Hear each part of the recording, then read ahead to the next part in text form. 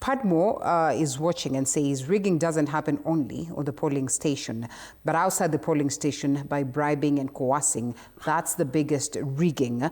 And Lusigi Justice goes ahead to say, IBC, what are you saying? Perhaps asking what it is that Ethicon is saying in relation to, the assurance to the nation that it is not easy for the elections to be stolen come 2027.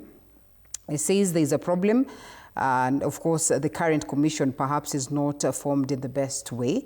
That is the reason why we witnessed what it is that we witnessed. And Samuel Kumola says, the report by IBC yesterday is worrying. Incompetence and taking sides was outright by them. Wakili, we come to you. When you listen to these utterances, do you suppose the petitioners will have a case?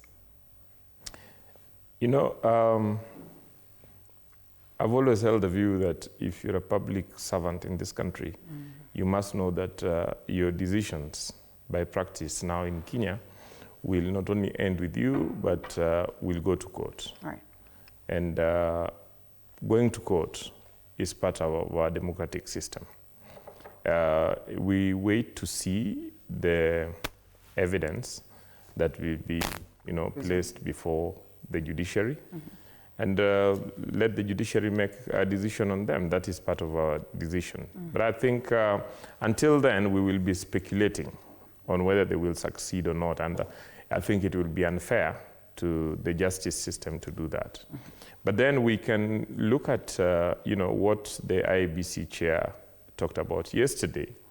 And in my view, one strong statement that came from the IEBC that I would want us to then interrogate is the statement that it is an impossibility to rig elections in this country.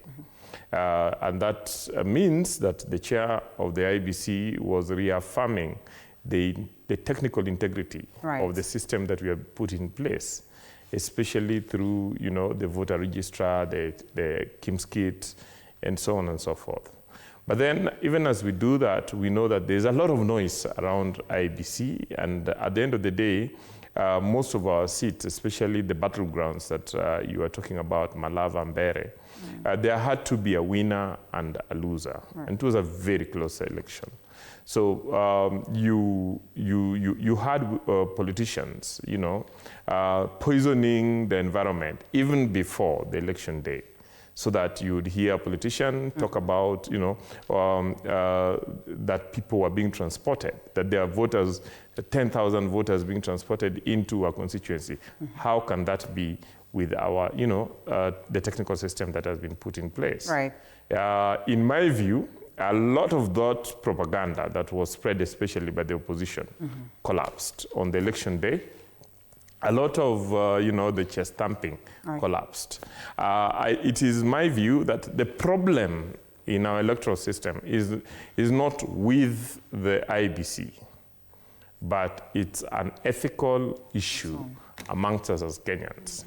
And it's an issue that discussion we may need to undertake away from the polling centers and away from the IEBC headquarters. That we need to, as a society, come to the point where we accept that there will be a winner and a loser, and that we mobilize our people to accept the results.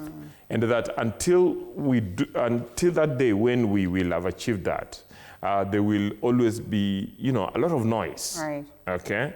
And then there have been accusations of interferences. We need to have, politicians improve in their behavior. And as I keep saying, it really does not matter how many, people are taken to court. Unless we change our behavior, the behaviors will still continue and repeat themselves. Because the problems of politicians walking around with gangs. You see, when you call them goons, then probably you sanitize it. They're basically gangs, and it is politicians in all political parties, so that we are no longer having rallies We are no longer having political meetings. What we have is politicians spending money to recruit. And this, for me, is a manifestation of a problem we created in this country, and that is that we commercialized our politics.